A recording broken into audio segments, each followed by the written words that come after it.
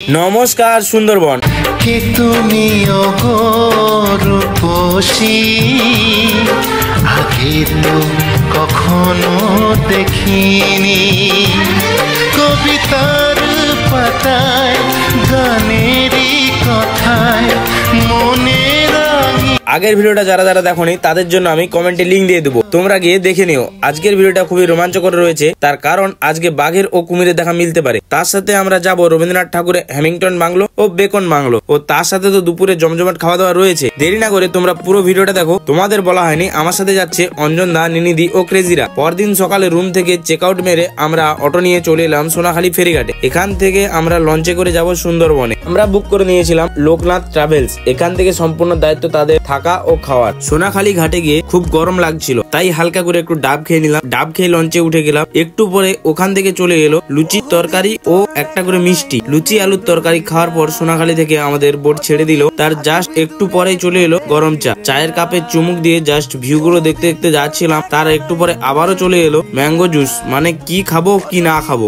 Just বসে গল্প করতে করতে ও সুন্দর সুন্দর জাহাজ ও গাছ দেখতে দেখতে বসেছিলাম। তার একটু পরে চলে এলো গরম আমুদি মাছের পকোড়া। একটা নিয়ে খেয়ে দেখলাম, স্বাদটা খুবই ভালো, বাট আমি একটু মাছ খুব কম খাই। খেতে খেতে ও সাইডের দৃশ্য দেখতে দেখতে আমরা ঠিক 12টার সময় পৌঁছে গেলাম গোসাবা ফেরিঘাটে।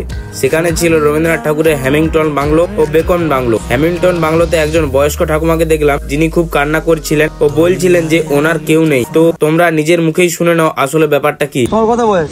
আমার বাবা মা সব বাঘে খেয়েছে। বাঘে খেয়েছে? হ্যাঁ, এটা পুরো ছিল, এই পুরো ওই বাংলার। বাংলার? হ্যাঁ। আর তুমি এখানে থাকো? হ্যাঁ। তোর বয়স কত? আমার বয়স এখন ধরো কত 80 বছর। 80 বছর? তুমি তো এখানে খাওয়া দাওয়া করো? এই যে একটা শাড়ি একটা গামছা। খাইছো? কিছু খেয়েছো? না। কি খাবে? দাও কিছু খাবো। ভাত খাবে? হ্যাঁ দেবো। চলো খাবো, চলো। না আমি যেতে পারবো, এখানে রান্না করে খাবো।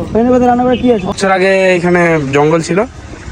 আমার তখন আনুমানিক একটা 8 বছর। 8 বছর বয়স।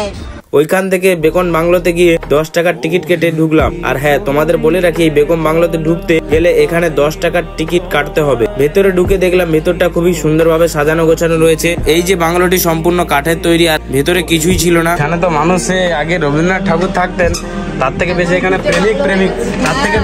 প্রেমিক প্রেমিকায় ভর্তি হয়ে গেছে। সব নাম লেখা দেখো, সব রিয়া করে কত লাভ ভাব দিয়ে দিয়েছে এখানটায়। আরেক জায়গায় দেখলাম রবীন্দ্রনাথ ঠাকুর আরেকজন কারোর সাথে বসে আড্ডা মারছে, ওটারও একটা স্ট্যাচু করা রয়েছে। তারপর ওইখানে আমরা ঘোরাঘুরি করার পর একটু গরম লাগছিল বলে আইসক্রিম নিয়ে নিলাম। আর যেই কাকিমার কাছে আইসক্রিম নিয়েছিলাম, তো ওই কাকিমাকে জিজ্ঞেস করে নিলাম যে তুমি কতবার বাঘ দেখেছো। কি বললো তোমরা নিজের মুখে শুনে লো। তো বাঘ কতবার দেখেছেন?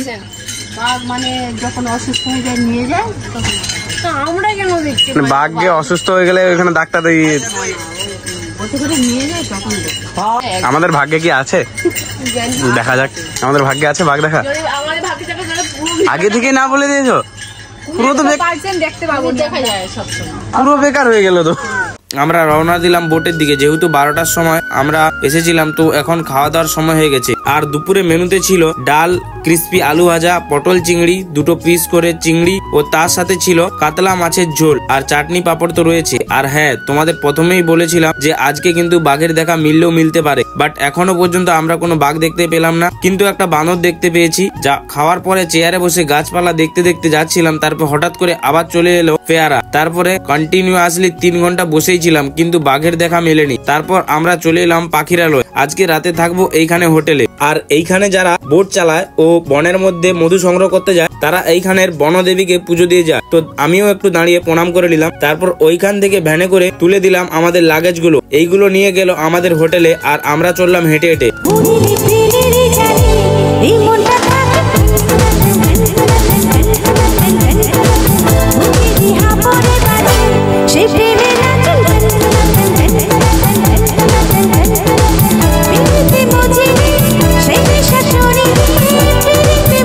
হোটেলে গিয়ে ফ্রেশ হয়ে রেস্ট নিচ্ছিলাম। তারপর ওরা এসে রুমে এগ চাউমিন দিয়ে গেল, যেটি হলো সন্ধ্যার টিফিন, ও তার সাথে বলে গেল আজকে রাতে রয়েছে ছৌ নাচের ব্যবস্থা। ওইখানে একটু টাইম ছৌ নাচ দেখার পর চলে এলাম মার্কেটের দিকে কিছু কেনাকাটা করার জন্য। এসে তো দেখি জিনিস অনেক রয়েছে, বাট আমার কোনো পছন্দ হয়নি। তো নিনিদি অনেক কিছু নিল, আর যেই দোকানটায় আমরা গিয়েছিলাম আমি ওই কাকুটাকে জিজ্ঞেস করে নিলাম যে সুন্দরবনে বিখ্যাত কি জিনিসটা বেশি, আর যেটা বেশি পর্যটকরা কিনে নিয়ে বাড়ি যায়। তো তোমরা নিজেরাই কাকুর মুখ থেকে শুনে নাও। এমন কম ভিড়, মানে পর্যটকদের ভিড় কম, কোন সময়টা বেশি ভিড় হয়? আমাদের এই সুন্দরবনে আপনার প্রথমত ডিসেম্বর, জানুয়ারি, ফেব্রুয়ারি ওই সময়টা বেশি পর্যটকের ভিড় হয়। ভিড় হয়।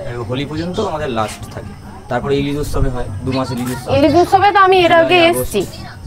আগস্ট ইলিশ উৎসব। বলছি এখানে বিখ্যাত কি জিনিস আছে সুন্দরবনে যেটা খুব মানুষ কেনাকাটা করে? মধু, সুন্দরবনের এই যে হ্যাঙ্গারগুলো আছে এইগুলো বেশি বিক্রি হয়। আরেকজন ঠাকুমা কাকুর দোকানে বসেছিলেন, তো উনাকে জিজ্ঞেস করলাম যে উনি কতবার বাঘ দেখেছে। তো ওনার মুখ থেকেই শুনে নাও যে উনি কতবার বাঘ দেখেছে। মানে এই নদীর পাড়ে আমাদের এই পারে পালিয়ে আসতো, এখন ঘেরে দিয়েছে নাকি? গ্রামের মধ্যে পারে আসতো। এখন সেখানে এই বড় এখন আসতে পারে, কারের জাল ঘেরা দেওয়া হয়ে গেছে, এখন আর আসতে পারে না। আগে তাহলে তো তোমাদের এইদিকে আতঙ্ক থাকতো বিশাল বাঘে। হ্যাঁ, এই রাস্তাঘাট মানে অন্ধকার থাকতো। এইখানে আসে মানুষকে তো তুলে নিয়ে চলে যেত আগে হলে। হ্যাঁ, গরু ছাগল মানুষ। ওইখান থেকে কেনাকাটা করার পর রুমে ফেরত আসলাম, আর রুমে এসে তো খাওয়ার জন্য চলে গেলাম, যেহেতু 10টা বেজে গেছে তখন। তো যেতে যেতে দেখলাম যে দেওয়ালে অনেক পোকা হয়ে গেছে, মানে আলোর জন্য এখানে লাইট জ্বালানো হয়েছে, তো এই লাইটের জন্য অনেক পোকা এসেছে। তারপরে নিচে গিয়ে দেখলাম ডিনারের মেনুতে ছিল মাটন কষা আর সাদা ভাত, কিন্তু আমি তো মাটন খাই না, তাই জন্য আমি নিয়ে নিলাম ডিম, কারণ যারা মাটন খায় না তাদের জন্য রয়েছে ডাবল ডিমের ব্যবস্থা। খাওয়া দাওয়ার পরে রুমে এসে তাড়াতাড়ি ঘুমিয়ে পড়লাম।